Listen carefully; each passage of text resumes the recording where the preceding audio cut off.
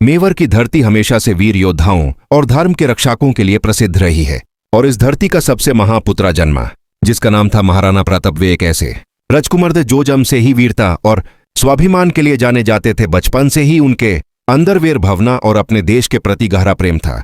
वे अपनी माता और पिता से देशभक्ति और सत्या की शिक्षा प्राप्त कर रहे थे। उनका जीवन सदैव न्याय और धर्म के मार्ग पर आगे बढ़ता रहा।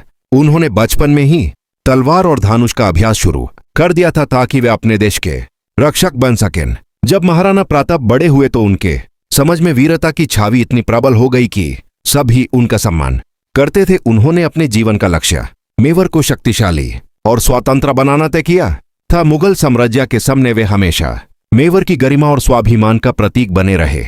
वे अपने प्रजा के लिए एक पिता की तरह व्यवहार करते थे और अपने सैनिकों को भी वीरता और समर्पण का मार्ग दिखाते थे। अकबर का भारत पर कब्जा बढ़ता जा रहा था। वे अपने साम्राज्य को विस्तारित करने के लिए मेवर पर भी नजर रखता था, पर महाराणा प्रताप ने कभी अपने देश के स्वाभिमान को बेचने का विचार नहीं किया।